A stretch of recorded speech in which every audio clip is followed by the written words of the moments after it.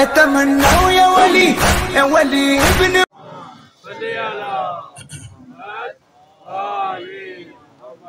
اعوذ باللہ من الشیطان الرجیم بسم اللہ الرحمن الرحیم الحمد للہ رب العالمین بارئ الخلائق اجمعین الصلاة والسلام علی اشرف الانبیاء والمرسلین وشفیع المذنبین وحبیب الہ العالمین ابی القاسم محمد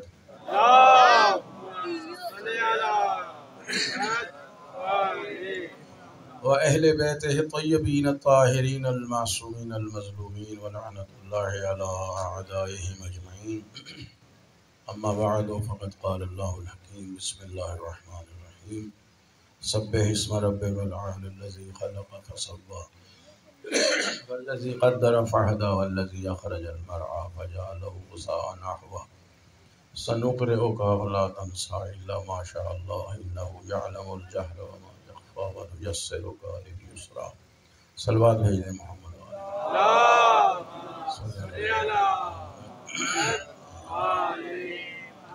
خداوند عالم آپ سب کی توفیقات خیر میں اضافہ فرمائے، ان مجالس کو اپنی بارگاہ میں قبول فرمائے، خالق کائنات تمام مرحومین کی مغفرت فرمائے۔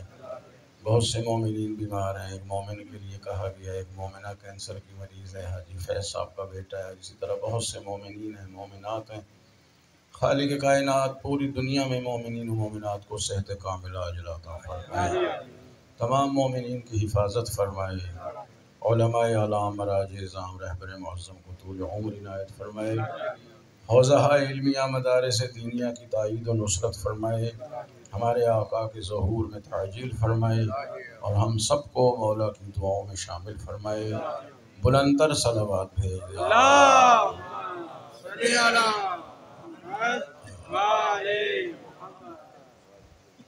سورہ مبارکہ اعلیٰ کے ذیل میں ترجمہ جو ہے وہ ہو رہا ہے، اور پھر ظاہر ہے کہ باتیں کافی پھیل جاتی ہیں، اور رات وہ امام زمان علیہ السلام کی غیبت کی طرف بات چلی گئی۔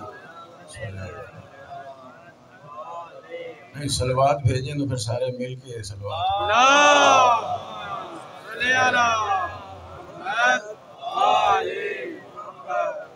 البتہ غیبت حضرت کی بہت سی وجوہات ہیں، رات صرف ایک جو بعض علماء نے اس علت کو بیان کیا ہے وہ ایک علت تھی، ساری علت یہی نہیں ہے۔ کیا کیا مصلحتیں ہوتی ہیں خداوند عالم کے احکام میں، پروردگار کے افعال میں، یہ ہم سمجھنے سے قاصر ہیں۔ تو بہرحال وہ ایک جہت تھی جو رات عرض کر دی گئی۔ چونکہ وقت بالکل ہی کم ہے آج ہے، اور پھر دو مجلسیں ہیں، پھر امام سجاد علیہ السلام کی شخصیت کے حوالے سے بھی گفتگو ہونا چاہیے، تو بس اب ترجمہ ہی ہے کہ میں نے عرض کیا تھا یہاں پروردگار نے جب فرمایا سبح اسم ربک الاعلی کہ اپنے رب اعلیٰ کے نام کی تسبیح کرو، تو پھر 5 صفتیں ذکر ہوئی۔ الذی خلق فسوی، جس نے خلق کیا ہے۔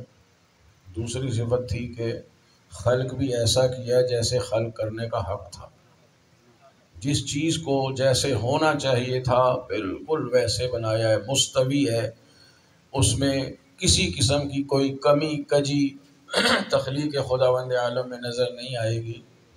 جو چیز انسان اپنے آپ کو دیکھ لے، بدن کا جو عضو جہاں ہونا چاہیے تھا وہیں پر ہے، اور جہاں ہے وہی کمال کی حد تک ہے۔ ماشاءاللہ۔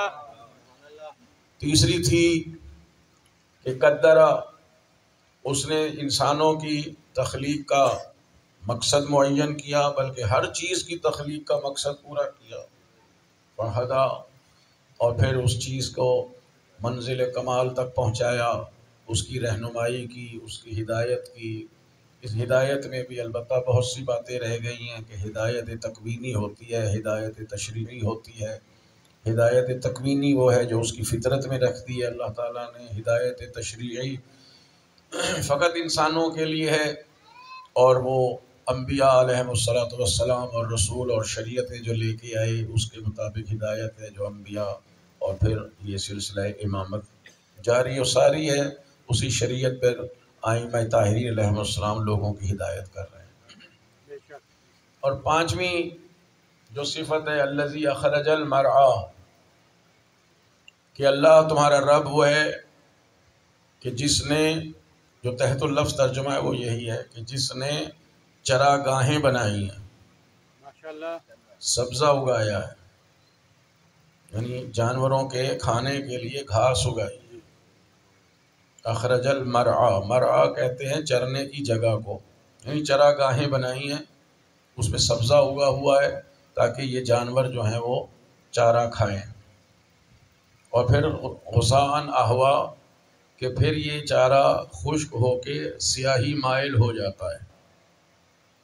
اب اس کی تفسیر علماء نے مختلف کی ہے، اور یہ ان آیات میں سے ہے کہ جن کی تفسیر کرنے میں خود مفسرین کو بڑی دشواری پیش آتی ہے کہ اللہ تعالیٰ ایک سلسلہ گفتگو کہ میں نے سب کو خلق کیا ہے، ان کو ویسا بنایا جیسے بنانا تھا، ان کی تخلیق کا مقصد معین کیا، ان کی ہدایت کی، اور پھر ایک دم چراگاہ کی طرف آیت آ گئی، الذی اخرج المرعی، چراگاہیں ہو گئی۔ اور پھر غصا کا معنی ہوتا ہے خشک ہو جانا، بالکل چیز کا ہلکا ہو جانا۔ احوا کا معنی یہ ہے کہ پھر وہ سیاہی مائل ہو جاتا ہے، یعنی زرد رنگ سبز رنگ سے ہوتے ہوتے پھر وہ بالکل سیاہی مائل کی طرف ہو جائے۔ ایک تو یہی تفسیر ہے کہ اللہ تعالیٰ نے حیوانوں کو بھی ان کے رزق کا اہتمام کیا کہ ان کے لیے چراگاہیں بنائیں، اور دیکھیں کہ خود رو گھاس اگ جاتی ہے۔ آپ فصلیں اگاتے ہیں، بعض دفعہ فصل اگتی نہیں ہے، بیج ناکارہ نکل آتا ہے، سپرے کرتے ہیں، دوائیاں 2 نمبر نکل آتی ہیں۔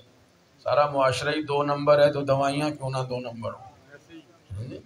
سارا معاشرہ ہی ماشاءاللہ جس روش کی طرف جا رہا ہے، اولاد ماں باپ سے 2 نمبر ہی کر رہی ہے، والدین اولاد سے 2 نمبر ہی کر رہے ہیں۔ انشاءاللہ یہاں نہیں ہوں گے، یہ مومنین کا معاشرہ ہے، مگر ساری دنیا اس پہ چل رہی ہے۔ شوہر بیوی سے 2 نمبر ہی کر رہا ہے، بیوی شوہر سے 2 نمبر ہی کر رہی ہے۔ فراڈ، اور جناب کیا بات کرے بندہ، ایسی ایسی معاشرتی برائیاں جنم لے رہی ہیں، خدا کی قسم۔ یہ تو سرکار دو عالم حضرت محمد مصطفیٰ صلی اللہ علیہ وآلہ وسلم آپ کی عالمینی رحمت کی وجہ ہے کہ پروردگار وہ عذاب ہم پہ نازل نہیں کرتا جو سابقہ امتوں پہ تھے، کہ پورا ایک پہاڑ اٹھا کے شہر کے اوپر ڈال دے اور کچھ بھی نہ بچے۔ ورنہ ہمارا حق تو یہی بنتا ہے کہ پورا سلسلہ کوہ ہمالیہ بھی، کوہ ہندوکش بھی، اور بھی کوئی سلسلے پہاڑوں کے ہوں تو ہمارے اوپر ڈال دے۔ ہمارے لیے اور سلسلے ہیں، مہنگائی کا عذاب ہے، حکمرانوں کا عذاب ہے، سیاستدانوں کا عذاب ہے، یہ کوئی عذاب الہی سے کم ہے؟ لیکن دیکھیں ہر معاشرے میں، سابقہ امتوں میں ہر امت کا ایک گناہ مشہور ہوتا تھا، اور اسی گناہ میں وہ عذاب پہ مبتلا ہو جاتے تھے۔ 1,23,999 انبیاؤں کے سارے گناہ اضافے کے ساتھ ہمارے معاشرہ اسلامی میں پائے جاتے ہیں، تو کتنا عذاب ہمارے اوپر آنا چاہیے۔ یہ تو حضرت پیغمبر اسلام کے وجود کی برکت ہے کہ وہ عذاب ہمارے اوپر نہیں آ رہے، مختلف طریقوں سے آ رہے ہیں، وہ معروف طریقے سے۔ ہر بندہ اس فکر میں لگا ہوا ہے کہ جناب میں کس کو کس طریقے سے ڈاج دوں، ہر ایک دوسرے کو پیچھے دکھانے کی، نیچے دکھانے کی، جی دوسرے کی عزت نفس کو مجروح کرنے پر تلا ہوا ہے، اور خوف خدا ختم ہو گیا ہے۔ خداوند عالم سے ہم لوگ نہیں ڈرتے ہیں، اس کی ناراضگی سے نہیں ڈرتے، اس کی قدرت سے نہیں ڈرتے، اس کے عذاب سے نہیں ڈرتے۔ ہر بندہ یہی سمجھتا ہے کہ میں نے دنیا کو سنبھال رکھا ہے اور مجھے کوئی کچھ کہنے والا نہیں ہے۔ یہ بھول جاتے ہیں ہم کہ پروردگار خود قرآن میں فرماتا ہے کہ میں نے بڑے بڑے مجرموں کو بڑی بڑی ڈھیل دے رکھی ہے، عذاب دینے میں مجھے جلدی نہیں ہے۔ ایک دم جب ڈوری کھینچتی ہے نا تو پھر پتہ چلتا ہے۔ ظاہر ہے کہ اب اتنا وقت نہیں ہے کہ ہر بات پہ تفصیل سے گفتگو کریں، عاقل کے لیے اشارہ ہی کافی ہوتا ہے۔ ہر بندہ اپنے آپ کو سنوارنے کی کوشش کرے۔ سبحان اللہ۔ اسی سورے کے آخر میں آئے گا قد افلح من تزکا، کہ نجات اسی کو ملے گی جس نے اپنا تزکیہ نفس کیا ہے، اپنے آپ کو پاک کیے بغیر، اپنے باطن کو صاف کیے بغیر، اپنے ظاہر کو صاف کیے بغیر فلاح و نجات ناممکن ہے۔ کوئی یہ نہ سمجھے میں حج کر آیا ہوں، میں کربلا ہو آیا ہوں، میں مشہد ہو آیا ہوں، میں فلاں زیارت کر آیا ہوں، میں نے اتنی مجلسیں سن لی ہیں، میں نے اتنا ماتم کر لیا ہے۔ یہ سب فضیلتیں اپنی جگہ پر ہے، اجر اور ثواب اپنی جگہ پر ہے، اور یہ سب مربوط ہے قد افلح من تزکا کے ساتھ۔ سبحان اللہ۔ اگر تزکیہ نفس ہی نہیں ہے تو کوئی عمل خدا قبول نہیں کرتا۔ یہی عرض کیا تھا یا کسی اور مجلس میں کہ اللہ نے قانون بنایا ہے کہ انما یتقبل اللہ من المتقین، کہ میں فقط متقین کے اعمال قبول کرتا ہوں۔ سبحان اللہ۔ اگر تقوی نہیں ہے تو معاف کیجئے 70 حج بھی کرائے، 70,000 حج بھی کرائے تو قبول ہونے والا نہیں ہے۔ ہم عزاداری آتے ہیں، مجلسیں سنتے ہیں، 10 محرم 10 دن گزر جاتے ہیں، یہ عشرہ بھی گزر جائے گا، اور بھی انشاءاللہ اللہ تعالیٰ زندگی دے گا، سال ہا سال سنیں گے۔ ہر عمل کے قبول ہونے کی شرط امام صادق علیہ السلام نے بتائی ہے۔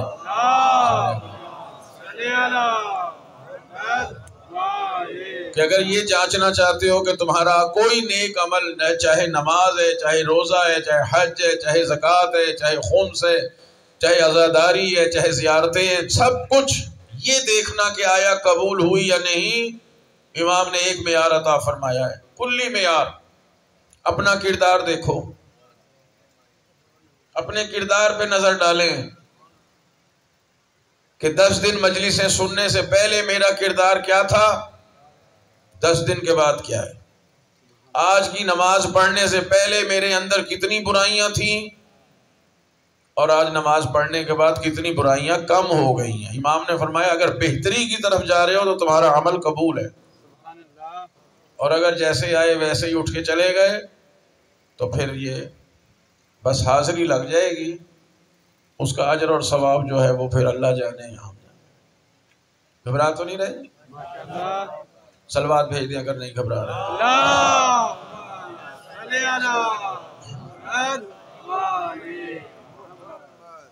اب ماشاءاللہ زائرین جائیں گے 40 پہ، اللہ تعالیٰ سب کو لے کے جائے، سب کے لیے آسانیاں بھی پیدا کرے، اور واقعی زائرین امام حسین علیہ السلام میں نام آ جائے تو دنیا بھی کامیاب ہے اور آخرت بھی کامیاب۔ لیکن اب میسج چلنے شروع ہو گئے مشی کرنے والوں کے لیے۔ ایک تو لوگ لکھتے مشی نہیں ہوتا لفظ، مشی ہوتا لفظ، پیدل چلنا، جو وہاں سے جائیں گے نجف سے کربلا تک۔ کئی میسج میرے پاس واٹس ایپ میں آئے ہیں، لوگوں کے مشورے دے رہے ہیں۔ کسی میں یہ نہیں ہے کہ فلاں موقع میں ٹھہرنا تو وہاں نماز کی جماعت کا اہتمام ہوگا، کسی موقع میں فلاں جگہ جانا وہاں قرآن کریم پڑھانے کا انتظام ہوگا، فلاں جگہ مسائل شرعی کوئی پیش آ جائے تو وہاں پوچھ سکتے ہیں، نہیں، ہر جگہ فلاں نمبر موقع میں ٹھہریں گے تو وہاں کھانا بہت اچھا ملے گا، وہاں ریفریشمنٹ کا انتظام ہوگا، وہاں چائے ہوگی، وہاں شربت ہوگا، وہاں پلاؤ ہوگی، اسی لیے جانا ہے۔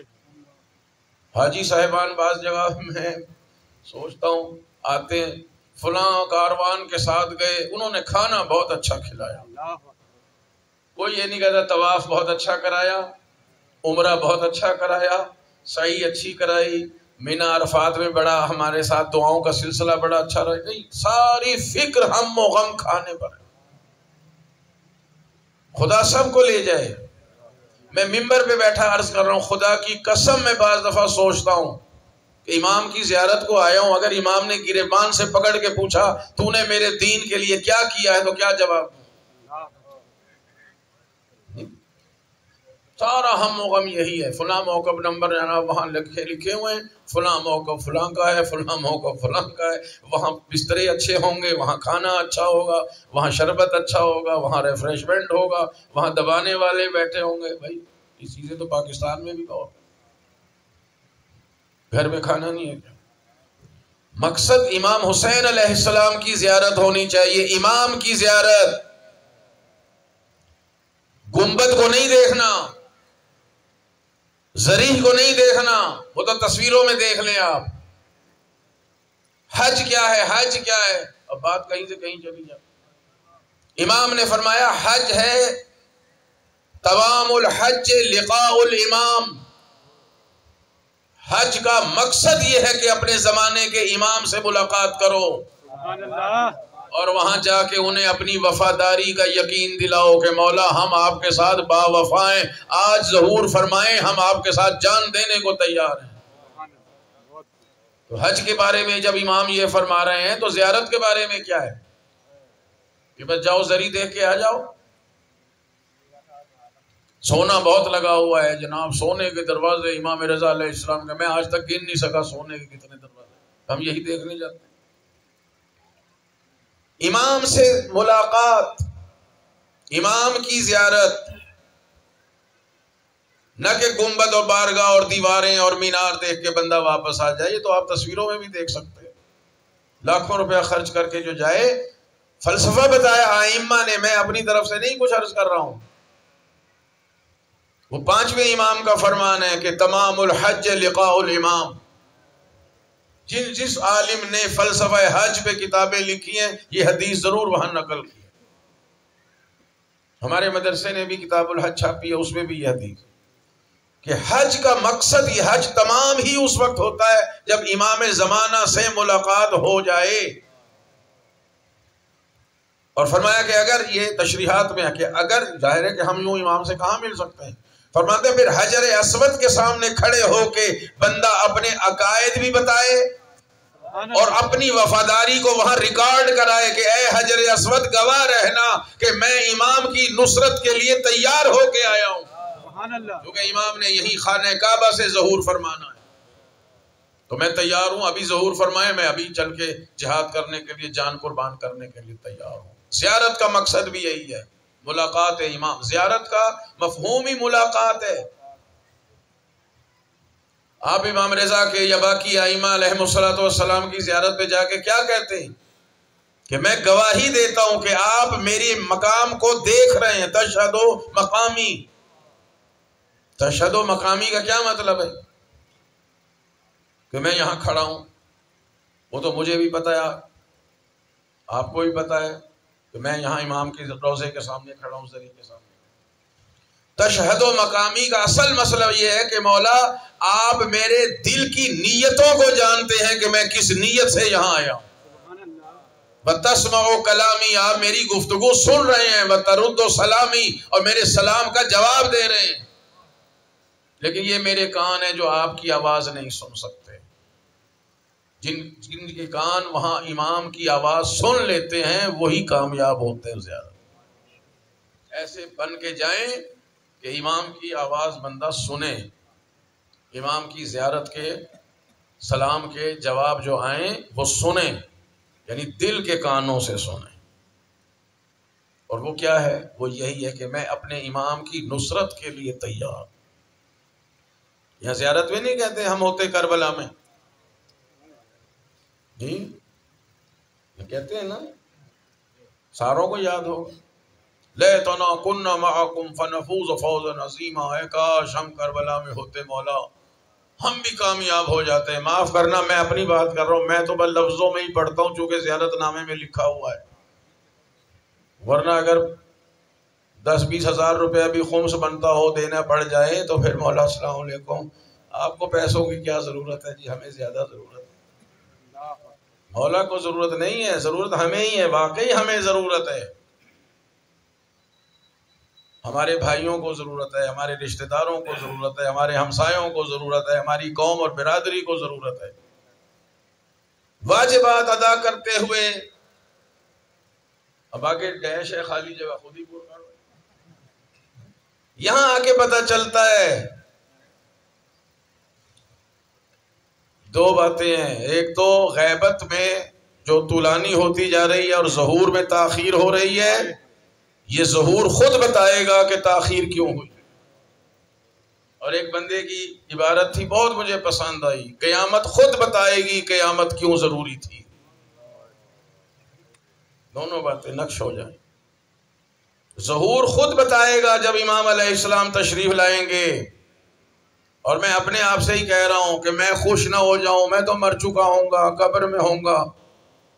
نہیں بھائی، امام ہے، ولی اللہ ہے، اور آخری حجت خدا ہے۔ پروردگار عالم ان کو یہ معجزہ، یہ صلاحیت اس نے عطا فرمائی، اور فرمائے گا کہ جس کو چاہے قبر سے نکال کے حساب لے۔ سبحان اللہ۔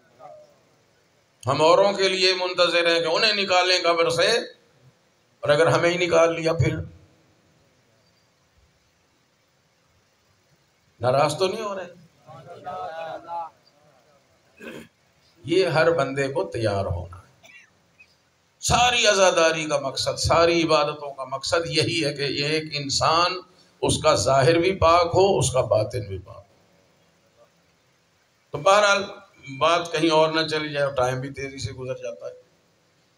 یہاں فرمایا کہ یہ چوپایوں کی بات آ گئی ہے کہ اللہ تعالیٰ نے گھاس اگائی، مرعا کہتے چراگاہ کو، اور وہ گھاس پھر سوکھ کے سیاہی مائل کی طرف ہو جاتی کہ اللہ تعالیٰ نے حیوانات کی خوراک کا انتظام کیا ہے، اور چونکہ وہ حیوانات پھر ہماری خوراک بنتے ہیں، لہٰذا یہ مقدمہ ہے کہ جانور وہ گھاس وغیرہ کھا کے ذرا پرورش پائے گا، یعنی گوشت اس پہ اچھا خاصا ماشاءاللہ بن جائے گا، پھر بقرعید پہ بھی ذبح کریں گے، اور اپنے کھانے پینے کا سلسلہ، یعنی بات وہی کھانے پہ ہی آ جاتی ہے۔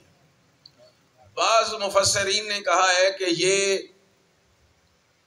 اشارہ ہے اس بات کی طرف کہ یہ جنگلات، یعنی یہ سبزے سے درخت بن جاتے ہیں، درخت سے جنگلات بن جاتے ہیں، اور پھر ہوتے ہوتے ایک زمانہ آتا ہے کہ یہ جو ہے وہ موسمیاتی تبدیلیاں ہوتی رہتی ہیں، یہ درخت جو ہے جنگلات پھر دفن ہو جاتے ہیں، سال ہا سال اور صدیاں گزرنے کے بعد پھر وہ زمین میں دب کے کالے کوئلے کی شکل میں تبدیل ہو جاتے ہیں، اور انسان پھر ان سے فائدہ اٹھا رہا ہے۔ اب دیکھیے یہ کوئلہ زمین سے نکل رہا ہے، بے شک۔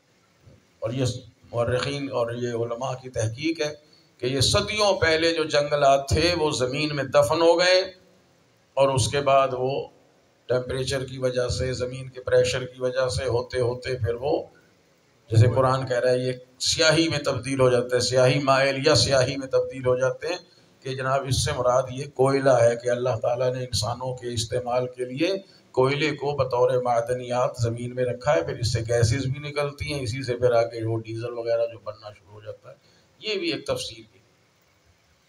اور بعض مفسرین نے کہا کہ نہیں، یہ خود انسان کی طرف اشارہ ہے، ماشاءاللہ۔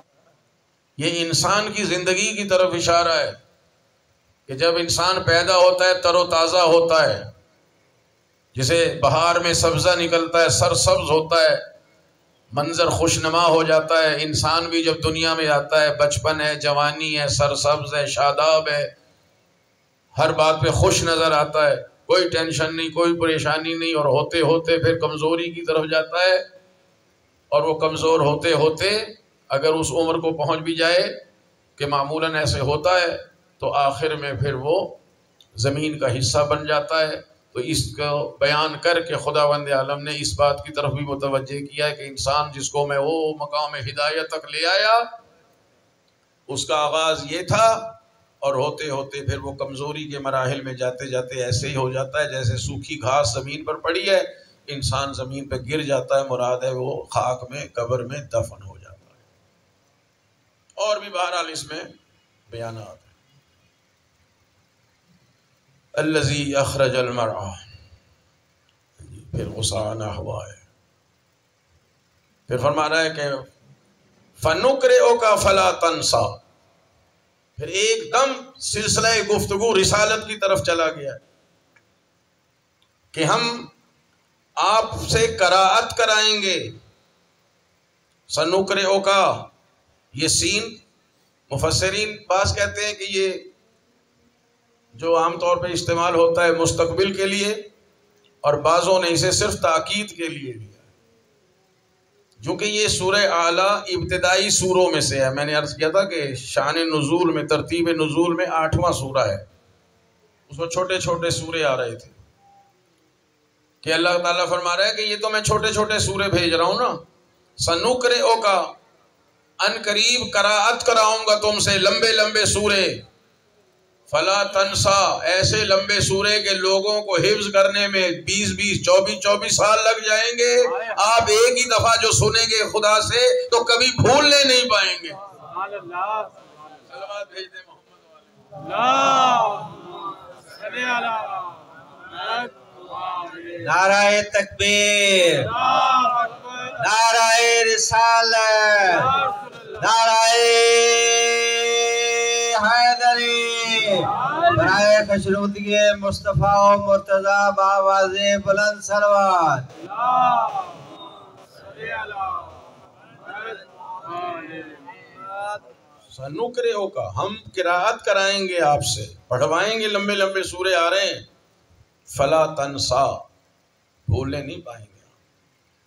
پروردگار عالم نے اپنے نبی کو بھولنے والا بنایا ہی نہیں، سبحان اللہ، اس لیے کہ اگر نبی بھول جائے،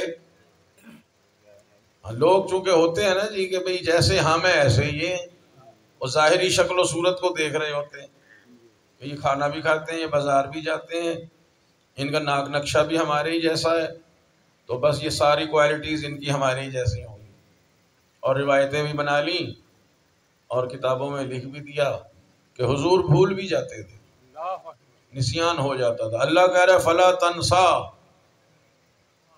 تم بھول نہیں سکتے، یہ بھی ترجمہ ہو سکتا۔ اور یہ کہہ رہے ہیں بھول جاتے تھے، نماز پڑھائی 4 رکعت پڑھانی تھی ظہر کی، 2 رکعت پہ سلام بھیج دیا، تو پچھلوں نے کہا کہ اکثرت الصلاۃ ام نسیت یا رسول اللہ، بھول گئے تھے یا نماز قصر کرنی پڑ گئی؟ حضور نے کہا کچھ بھی نہیں ہوا، نہیں ان سے پوچھ لیں، ہاں بھول گئے یا رسول اللہ 2 رکعت پڑھائی، ان سے پوچھ لیں، ہاں بھائی 2 رکعت۔ حضور نے کہا بھائی میں بھی بھول جاتا ہوں۔ اگر اللہ کا نبی بھول جائے تو اس امت کا کیا بنے گا؟ جبکہ خدا فرما رہا ہے سنقرئک فلا تنسا، آیت مکی ہے، یہ واقعہ یہ مدینے میں نقل کر رہے ہیں، تو سرکار دو عالم کبھی بھی نسیان کا شکار نہیں ہو سکتے۔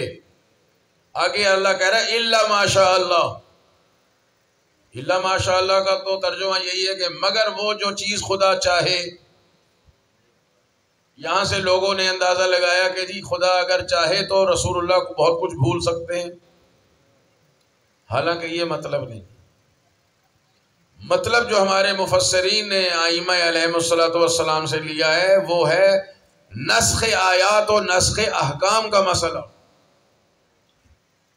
نسخ کا مطلب ہوتا ہے کچھ چیزیں نکال دینا، ٹھیک ہے، توجہ فرمائیں گے تاکہ ابہام نہ رہ جائے۔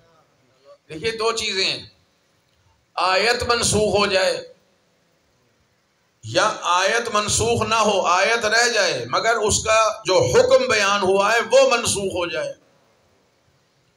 شیعہ تمام علماء ان کا اتفاق ہے اور ہم یہ بات تسلیم کرتے ہیں اور مانتے ہیں، ہمارے عقیدے میں شامل ہے کہ جتنی آیتیں نازل ہوئیں آیات منسوخ نہیں ہوئیں۔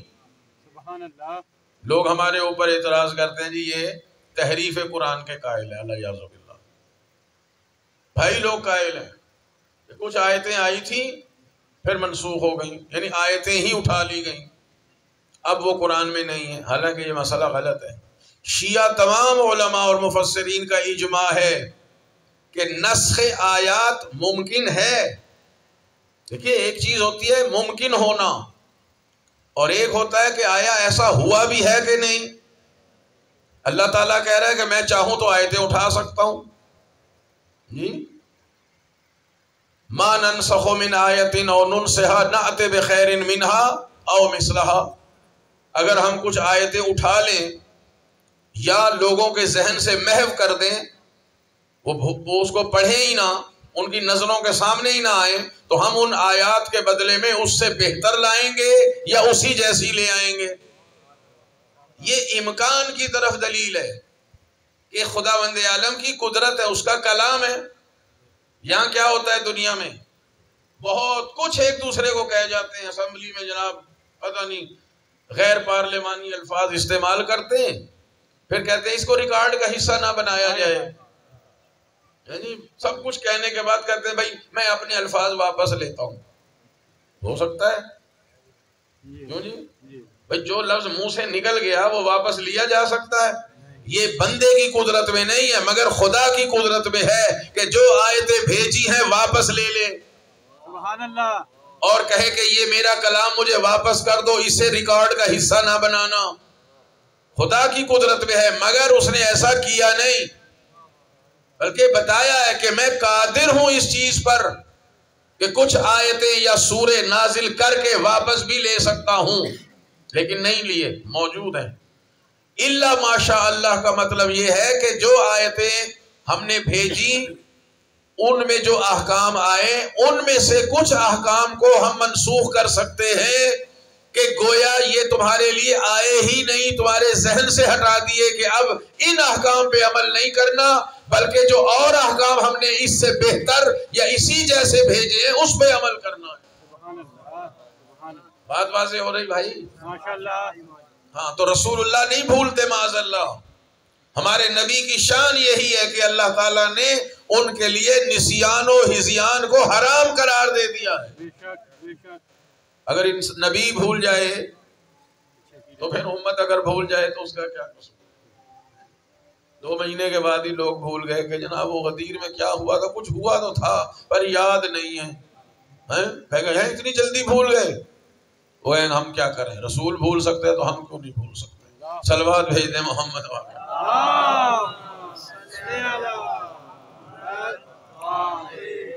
تو بس یاد رکھے میرے نوجوان دوست اور بچے ہمارے کہ پیغمبر اکرم صلی اللہ علیہ وآلہ وسلم کسی شے کو نہیں بھولتے. جب خدا تعلیم دے دے، پیغمبر کی ظرفیت علم کے مطابق تعلیم دے دے، تو پیغمبر کا ظرف علم اتنا وسیع ہے کہ علمک ما لم تکن تعلم. دنیا کی کوئی شے ایسی نہیں ہے جس کا علم پروردگار نے اپنے نبی کو نہ دے دیا ہو، اور وہ اس لیے نہیں دیا کہ نبی بھول جائے. ہاں یہ بھولنے والے نہیں ہیں. الا ماشاء اللہ کا مطلب یہ ہے کہ جس حکم کو خدا چاہے اس کو منسوخ کر دے. ایسے بہت سے احکام قرآن میں آئے کہ وہ آیات موجود ہیں. اسے اصول فقہ کی اصطلاح میں کہتے ہیں کہ نسخ تلاوت نہیں ہے. نسخ تلاوت نہیں ہے، یعنی آیتیں موجود ہیں وہ ہم پڑھتے ہیں تلاوت کرتے ہیں، لیکن نسخ احکام ثابت ہے.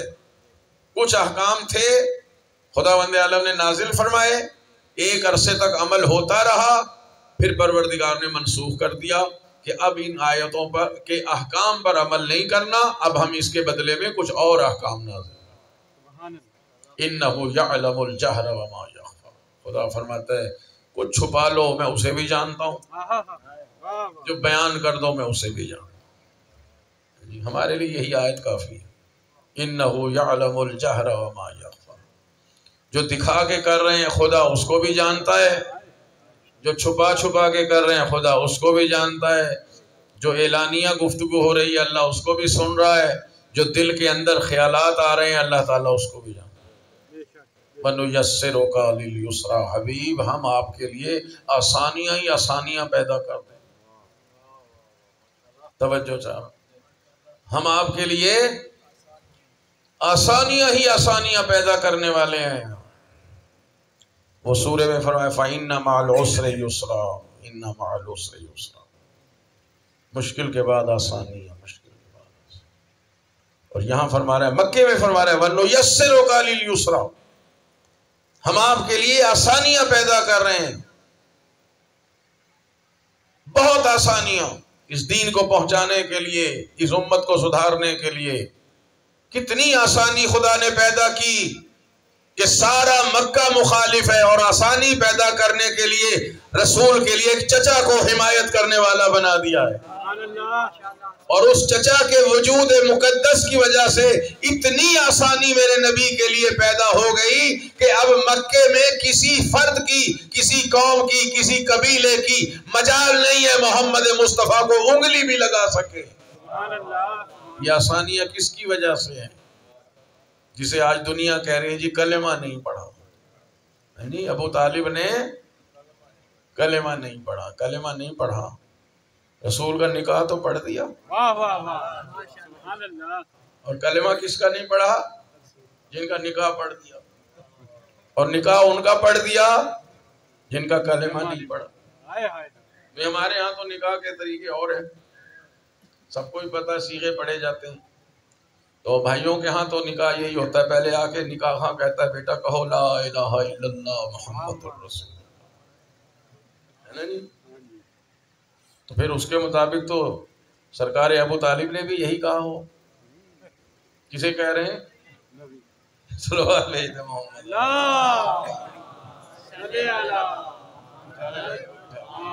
عظمت حضرت ابو طالب علیہ السلام بلند تر صلوات۔ اللہ صلی علی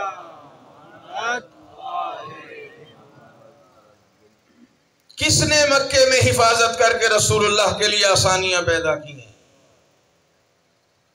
کوئی ایک شخص دکھائیں جس نے سب سے پہلے رسول اللہ کی حمایت کا اعلان کیا ہو۔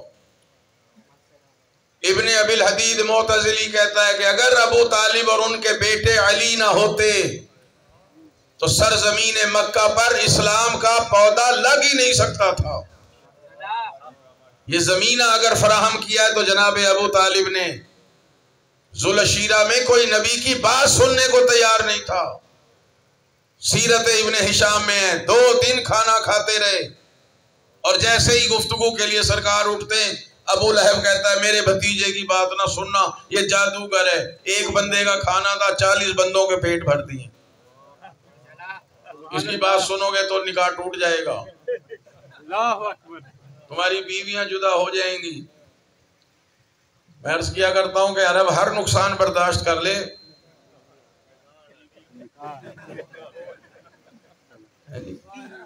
یہ جدائی کیسے برداشت کرے؟ سب اٹھ کے چلے جائیں۔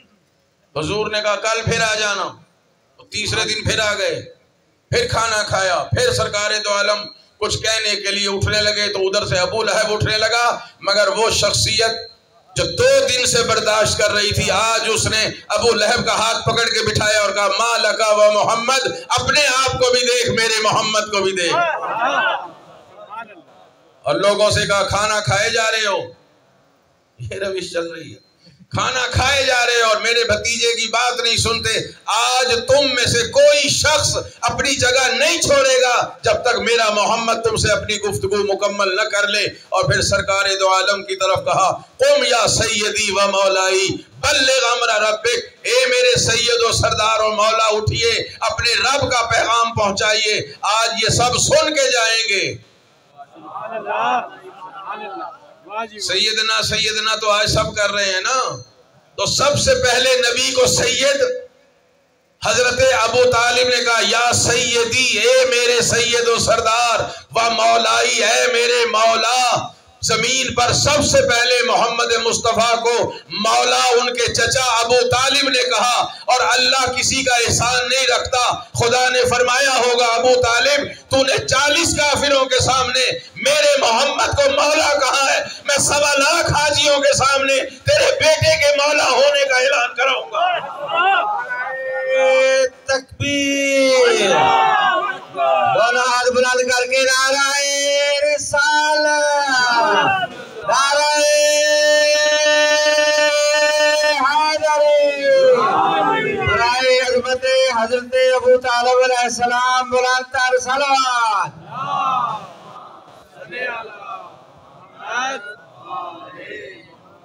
جب بڑے بڑوں کو پتہ نہیں تھا کہ قرآن انہیں مولا کہے گا تو سرکار ابو طالب نے اس وقت ان کو مولا کہا ہے۔ سبحان اللہ، آج لوگ فخر کرتے ہیں کہ جناب ہم نے حضور کی شان میں نعت لکھی، حضور کے لیے نعت لکھنا بڑی سعادت ہے، بڑا اجر اللہ تعالیٰ نے رکھا ہے اس میں، اگر خلوص نیت سے لکھیں۔ معصوم فرماتے ہیں کہ من قال فینا بیتن بن اللہ لہو بیتن فی الجنہ، بیت کے 2 معنی ہیں، شعر کو بھی بیت کہتے ہیں اور گھر کو بھی بیت کہتے ہیں۔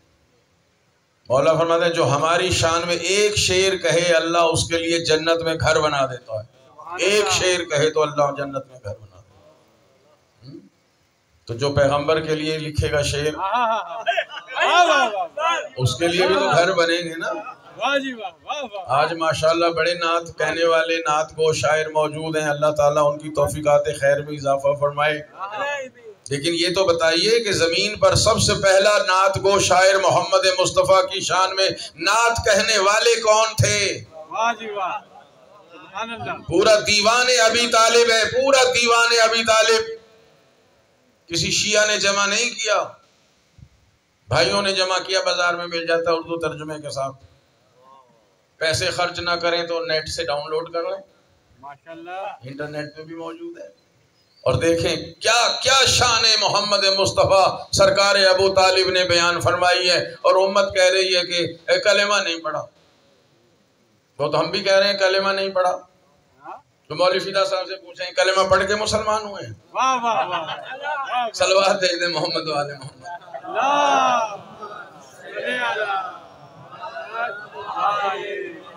بھائی ہم سارے الحمدللہ، یہ تو میں نے ذرا مزاحن کہا ہے، میں خود آپ خود سارے ہم کلمہ پڑھتے ہیں، تشہد میں پڑھتے ہیں، اذان میں پڑھتے ہیں، اقامت میں پڑھتے ہیں. صبح اٹھتے ہی پہلا جملہ جو زبان سے نکلتا ہے وہ اشہد ان لا الہ الا اللہ وحدہ لا شریک ہی نکلتا ہے.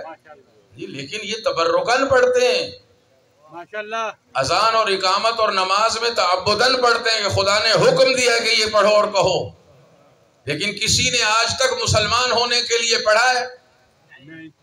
نو بھائی، مسلمان کے گھر میں جو پیدا ہو وہ مسلمان ہے.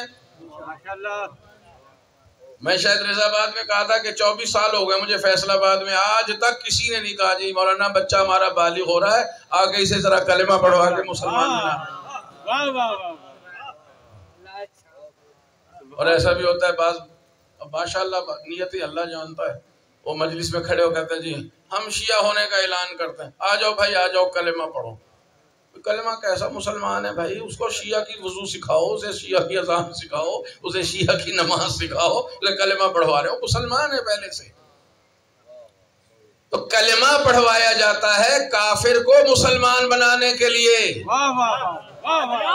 کوئی کافر آئے ہندوستان سے آ جائے، پاکستان میں بھی کافر رہتے ہیں، کوئی آ کے کہے میں مسلمان ہونا چاہتا ہوں تو اسے کلمہ پڑھوایا جائے گا کہ یہ کافر پاک ہو جائے کلمے کی برکت سے اور مسلمان ہو جائے.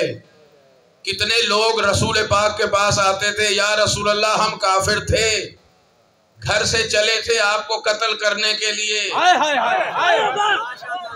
یہ کافر تھے. کافر کو تو دشمنی ہے رسول خدا سے، مگر خدا کی قسم ایسا قرآن راستے میں سنا. توجہ چاہ رہا ہوں. جبان کلے کلے، نگر نگر گلی گلی، نعرہ حیدری.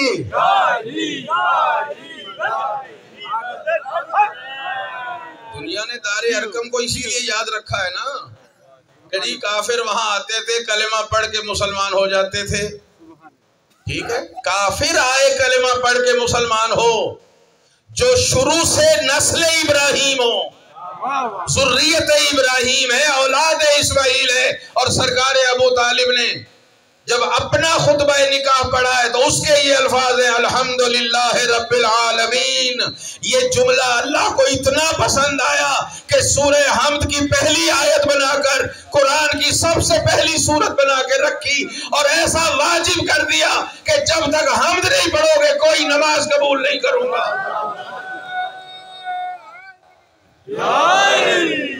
جناب ابو طالب کے کہے ہوئے جملے کو اللہ نماز میں واجب قرار دے دے. واجب ہو نماز یا مستحب، حمد کے بغیر نماز نہیں ہوگی. اور اس کی پہلی آیت ہے الحمدللہ رب العالمین. یہ جناب ابو طالب کے اپنے خطبہ نکاح کا جملہ ہے جو بی بی فاطمہ بنت اسد سے کیا ہوا ہے. اور جب سرکار رسالت کا جناب خدیجہ علیہ السلام سے نکاح پڑا ہے تو فرماتے الحمدللہ الذی جعلنا من ذریت ابراہیم و زرع اسماعیل و جعلنا الحکام علی الناس و جعل البیت لنا. ساری تعریفیں اس اللہ کے لیے ہیں جس نے ہمیں ابراہیم کی ذریت اور اسماعیل علیہ السلام کی نسل میں بنایا اور ہمیں لوگوں پر حاکم بنایا ہے، اور یہ خانہ کعبہ ہمارے لیے بنایا ہے.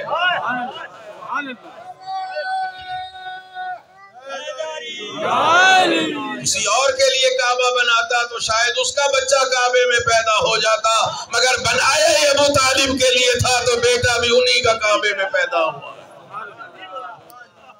کلمہ نہیں پڑھا، چلیے آپ نے پڑھ لیا، انہوں نے نہیں پڑھا. آپ کو ضرورت ہے، توجہ چاہا بھئی، آپ کو ضرورت ہے کلمہ پڑھنے کی. بھئی جو دیکھیں نا، تارا مسیح کے گھر میں پیدا ہو، جو موتی کے گھر میں پیدا ہو، جو گنگو رام کے گھر میں پیدا ہو جائے، اور اب مسلمان ہونا چاہتا ہے تو اسے تو کلمہ ہی پڑھنا پڑے گا، جو پیدا ہی جناب ابراہیم کے گھر میں ہوا ہے. اب ابراہیم کی نسل کو بھی کوئی کلمہ پڑھائے گا؟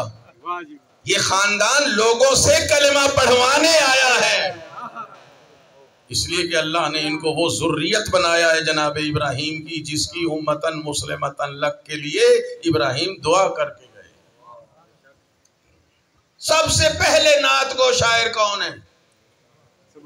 معصوم فرماتے ہیں جو ہماری شان میں ایک شعر کہے اللہ اس کے لیے جنت میں گھر بنا دیتا ہے. مکے میں قحط پڑا ہوا تھا اور بارش نہیں ہو رہی، لوگ پیاس سے مر رہے ہیں. مکے میں تو ویسے ہی سبزہ نہیں اگتا، ارد گرد علاقوں میں بھی کچھ نہیں ہرا بھرا ہو رہا ہے، خشک سالی. بڑے بڑے قریش کے سردار آئے، توجہ چاہ رہا ہوں وقت ختم ہو چکا ہے، آئے اور کہا اے سید البطحا، جناب ابو طالب کے پاس آئے، اے سید البطحا، ہم اپنے بتوں سے دعائیں کر کر کے تھک گئے ہیں، بارش نہیں ہو رہی، آپ آ کے ذرا اپنے خدا سے دعا کیجیے. اگر جناب ابو طالب کا بھی کوئی بت ہوتا معاذ اللہ تو کہتے ہیں ہم نے اپنے بتوں سے مانگ لیا، اب اپنے بت سے مانگیں. تاریخ ہے تاریخ کہ ہم اپنے بتوں سے دعائیں کر کر کے تھک گئے، بارش نہیں ہو رہی، آپ بھی اپنے خدا سے ذرا دعا کریں کہ بارش ہو جائے. جناب ابو طالب فوراً اپنے گھر گئے، سرکار رسالت میں آپ کو گود میں اٹھایا. یعنی اتنے چھوٹے ہیں کہ گود میں اٹھایا. اور ابھی جناب عبد المطلب بھی موجود تھے، چونکہ بعض مورخین نے لکھا حضور کا سن مبارک 5 سال تھا.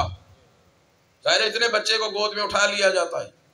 گود میں جو لے کے آئے ہیں تو چھوٹی عمر ہے سرکار کی، لائے اور لا کے جناب ابو طالب نے پیغمبر اسلام کے کہ ابھی 5 سال کے ہیں یا 4 سال کے ہیں یا کم و بیش ہو سکتی ہے عمر، نبوت کا اعلان نہیں کیا، چونکہ گود میں لائے، دونوں بازوؤں سے پکڑ کے سرکار کی پشت مبارک کو خانہ کعبہ کی دیوار سے چپکا دیا اور 90 اشعار فی البدیہہ کہے سرکار کی شان میں. 90 اشعار، اس کو قصیدہ لامیہ کہا جاتا ہے، یعنی آخر میں لام پہ آ کے شعر ختم ہوتے ہیں. دیکھ لیں اس پہ وَأَبْيَضَ لکھنا نیٹ پہ، سارا قصیدہ آ جائے. چپکا دیا حضور کی پشت مبارک کو خانہ کعبہ کی دیوار سے، اور 90 اشعار، ایک بیت کہے، ایک شعر کہے تو جنت میں ایک گھر بن جاتا ہے. اور جس نے 90 شعر فی البدی کہہ دیے تو پہلے ہی دن کم از کم ان کے سامنے 90 محل اور 90 گھر تو جنت میں ابو طالب کے بن گئے.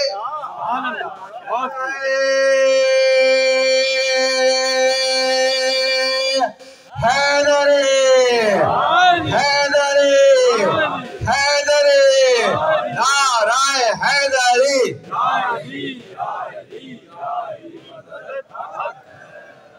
90 اشعار، 90 گھر تو پہلے ہی دن بن گئے. اس سے پہلے بھی بہت سے اشعار کہے ہوں گے، لیکن سب سے پہلے ہمارے سامنے تو یہی نعت آئی ہے. وَأَبْيَضَ يُسْتَسْقَى الْغَمَامُ بِوَجْهِهِ. اور عصمتاً للاراملی، شمال الیتامى وعصمتاً للاراملی، وَأَبْيَضَ يُسْتَسْقَى الْغَمَامُ بِوَجْهِهِ شمال الیتامى وعصمتاً للاراملی۔ پروردگار اس نورانی چہرے والے کا واسطہ دے کر تجھ سے بارش طلب کر رہا ہوں، یہ وہ ہے جو یتیموں کی پرورش کرنے والا ہے، بیواؤں کی عزتوں کا محافظ ہے۔ کب کہہ رہے ہیں ابو طالب؟ جب یہ خود یتیم بچے ہیں اور دادا اور چچا کی کفالت میں ہیں، ان کی نگاہیں دیکھ رہی تھی کہ یہ نبی بن کر یتیموں کی کفالت بھی کرے گا اور بیواؤں کی عزتوں کا محافظ بھی ہوگا۔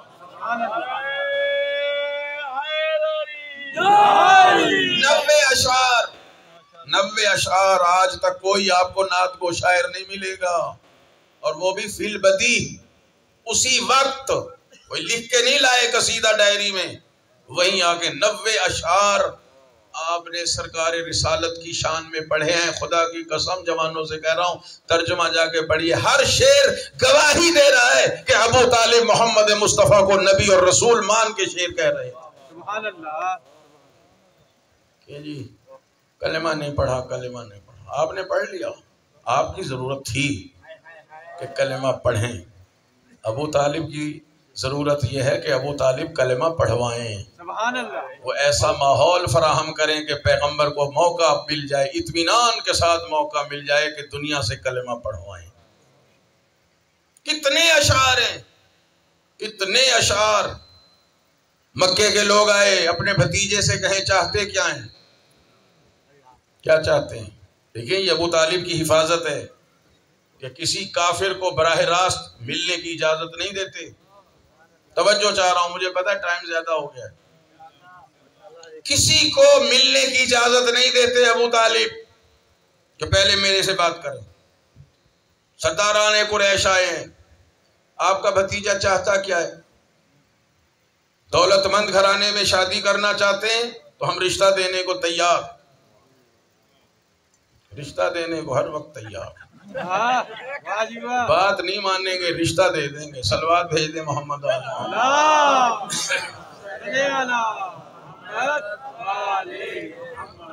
دولت چاہیے تو جتنی دولت کہیں سونے چاندی کا ڈھیر لگا دیتے، سرداری چاہیے تو جزیرت العرب کا حاکم مان لیتے ہیں، صرف مکے کا نہیں، جزیرت العرب کا۔ مکے والے مان لیں گے تو سارا عرب مان لے گا۔ ظاہر ہے کہ جناب ابو طالب تو واسطہ اور وسیلہ ہے نا درمیان میں، تو وسیلہ امین ہوتا ہے۔ جواب سرکار ابو طالب بھی دے سکتے تھے لیکن نہیں، چونکہ ان سے گفتگو کی ہے کہ اپنے بھتیجے کو پیغام دیں، یہ ان کی امانت داری ہے۔ فرمایا کہ آپ نے سن تو لیا کہ آپ کے یہ مکے والی قوم کیا کہہ رہی ہے، اس کا مطلب ہے سرکار رسالت میں آپ کو دوسرے کمرے میں رکھتے تھے، گفتگو سن رہے ہیں۔ تو حضرت رسالت میں آپ نے کیا فرمایا؟ چچا جان ان سے کہیے جو کچھ انہوں نے کہا یہ ممکنات میں سے ہے، یہ دولت بھی دے سکتے ہیں، رشتہ بھی دے سکتے ہیں، یہ دے بھی دیں گے، دے بھی دیا، اور مجھے حاکم بھی آخر ایک دن مان ہی لیں گے، اور مان بھی لیا۔ یہ تو ممکنات کی باتیں ہیں، اسے کہ اگر ناممکنات بھی میرے لیے ممکن بنائیں اور لا کے ایک ہاتھ پہ سورج رکھ دیں، ایک ہاتھ پہ چاند رکھ دیں، پھر بھی میں اپنے خدا کا پیغام پہنچانے سے ہاتھ نہیں اٹھاؤں گا۔ سبحان اللہ۔ تو فوراً سرکار ابو طالب نے کیا فرمایا کہ واللہ لن یصلوا الیک بجمعہم حتی اتوسطوا فی الارض دفینا۔ اے میرے بھتیجے محمد، خدا کی قسم، واللہ، کافر کبھی اللہ کی قسم نہیں کھاتا، واللہ خدا کی قسم، لن یصلوا الیک بجمعہم، یہ سارے مل کے بھی آ جائیں، سارے اجماع کر کے آ جائیں، جمع ہو کے آ جائیں، لن یصلوا الیک، یہ تجھ تک پہنچ ہی نہیں سکتے، حتی اتوسط فی التراب دفینا، جب تک میں مٹی میں نہیں مل جاتا۔ یعنی میری زندگی میں یہ سارے عرب مل کے بھی آ جائیں، تجھے انگلی نہیں لگا سکتے۔ اور اگلے شعر میں آپ نے فرمایا اے محمد اطمینان رکھ، میرے جانے کے بعد قیامت تک میری اولاد تیرے دین کی حفاظت کرے گی۔ نعرہ تکبیر، نعرہ رسالت، نعرہ حیدری، برائے عظمت ابو طالب علیہ السلام بلند تر صلوات.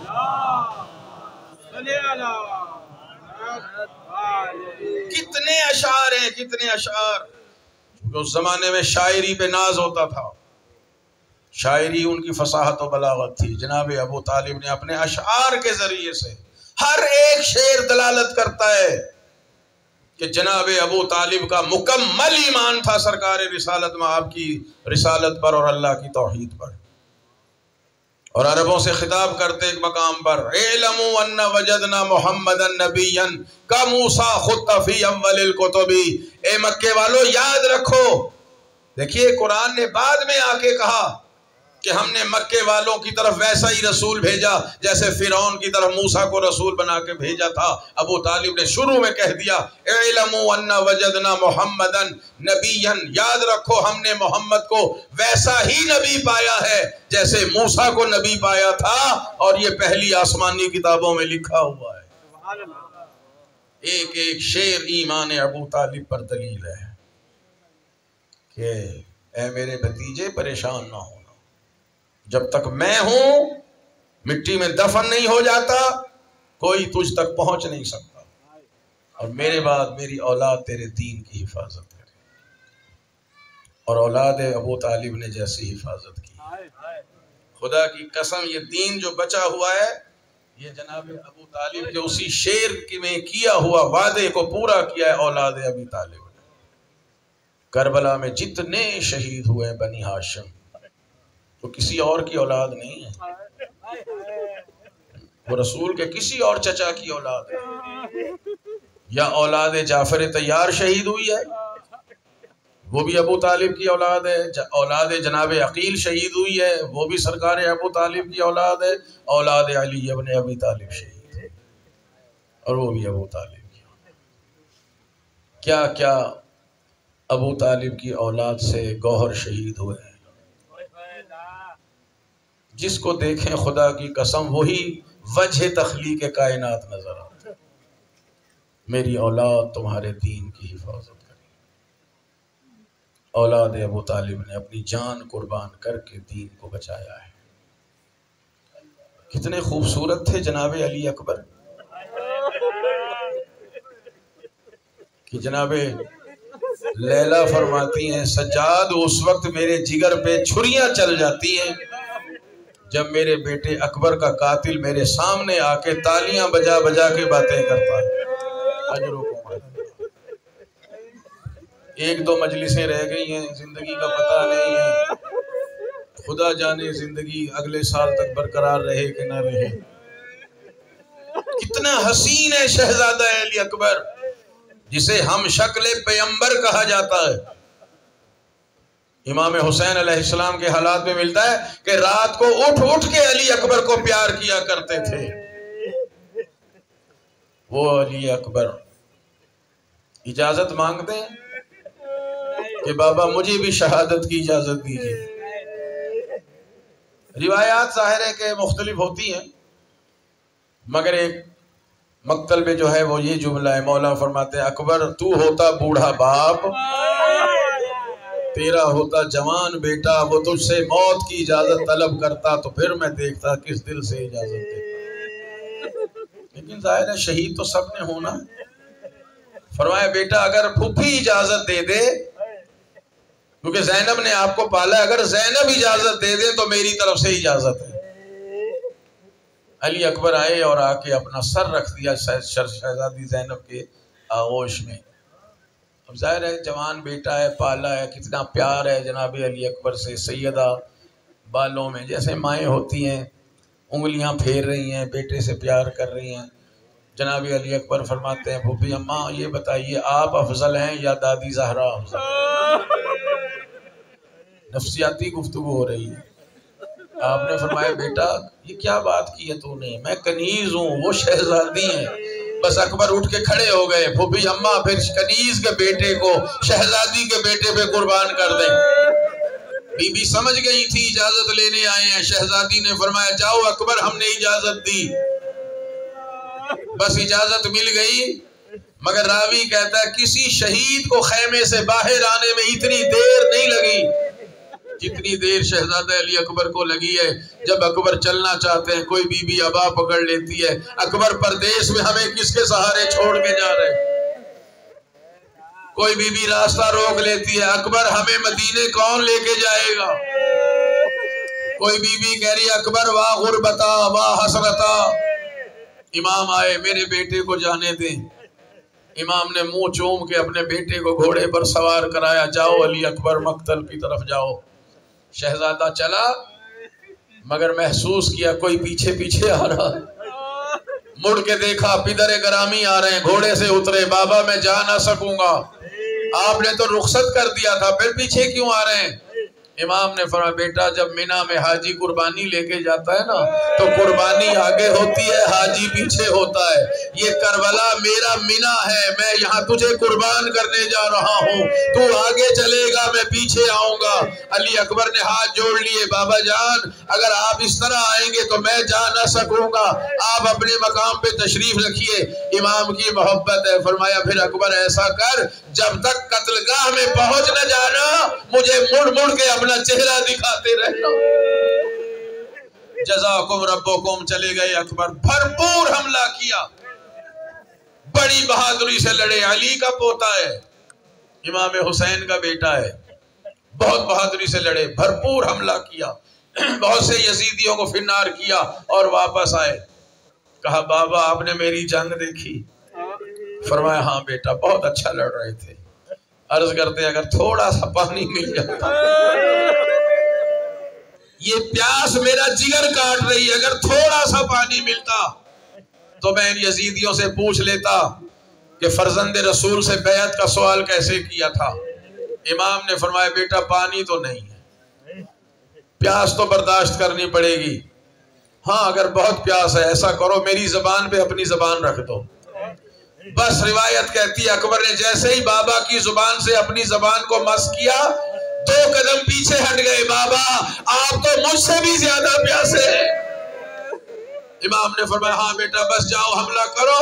میرے نانا حوض کوثر پر تمہارے منتظر ہیں. بس عزادارو اکبر گئے. پھر لڑے. بھرپور لڑے. اور آخر 3 دن کا پیاسا کب تک لڑتا. 30,000 تیر جب ہر طرف سے چلے اکبر گھوڑے پر سنبھل نہ سکے. گھوڑے سے جب گرے ہر شہید نے مولا کو مدد کے لیے پکارا تھا. مگر اکبر جانتے ہیں میرے بابا صبح سے جنازے اٹھا رہے ہیں. اب بابا سے میرا جنازہ نہیں اٹھے گا. دور سے کہا یا بتا علیک منی السلام. بابا اکبر کا آخری سلام قبول کیجئے. اور زمین پر گرے. مولا نے اکبر کی آواز سنی. باپ ہے نا باپ معصوم باپ اور اکبر جیسا حسین بیٹا ہم شکل پیغمبر. مولا نے فرمایا اکبر دنیا بعدک لفا. تیرے بعد میری دنیا اندھیر ہو گئی. کیسے پہنچے خدا جانتا ہے. مختلف روایتیں ہیں مگر علامہ مجلسی لکھتے ہیں اکبر کا گھوڑا آیا. مولا کی ابا کو اس نے اپنے ہونٹوں میں تھاما اور امام کو لے کے آیا وہاں جہاں علی اکبر گرے ہوئے تھے. امام نے بیٹے کا سر زانوں پہ رکھا. جس امام نے جون جیسے غلام کا سر زانوں پہ رکھا اور کے بیٹے کا سر اپنے زانوں پہ رکھا اس امام نے علی اکبر کا سر بھی اپنے زانوں پہ رکھا. اور یہ بیٹے سے محبت ہے کہ وضع خدہ ولا خدہ. اکبر کے رخسار سے اپنا رخسار ملنا شروع کر. جناب اکبر کے سینے میں برچھی لگی ہوئی ہے. باپ ہے نا امام ہے جانتے ہیں. برچھی ہے اور دشمن توڑ کے گیا ہے. عرب جب بہت ہی دشمنی کا اظہار کرتے تھے کسی کو برچھی مار کے توڑ دیا کرتے تھے تاکہ نکال نہ سکے. اور کہا کہ سنا ہے حسین بڑا صابر ہے. بیٹے کے سینے سے برچھی نکالیں گے تو پتہ چلے گا. بس امام نے اب صبر امامت دکھایا اور اللہ اکبر کہہ کے جب برچھی نکالی عزاداروں برچھی تو نکل آئی مگر اکبر کی روح پرواز کر گئی. اب باپ کس طرح جنازہ اٹھائے. علی اکبر کا جنازہ بوڑھا باپ کیسے اٹھائے. خیمے کی طرف دیکھا چھوٹے چھوٹے بچے کھیل رہے تھے. کہا بنی ہاشم کے بچوں آؤ میرے ساتھ اکبر کا جنازہ اٹھواؤ. وہ جنازہ لے کر گئے خیمے میں. ساری بیویاں جمع ہیں. امام نے فرمایا فضا ذرا خیمے سے لیلا کو تو لے کر آنا. خدا آپ کے بچوں کو سلامت رکھے. بی بی فضہ جو لیلا کے خیمے میں گئی تو دیکھا کبھی لیلا خیمے کے اس پردے سے ٹکرا رہی ہے، کبھی اس خیمے سے ٹکرا رہی ہے. کہا بی بی یہ کیا عالم ہے؟ فرمایا فضہ میں نے سنا ہے اکبر کا جنازہ آ گیا ہے مگر مجھے خیمے کا دروازہ نظر. الہی و ربی و سیدی ماتم حسین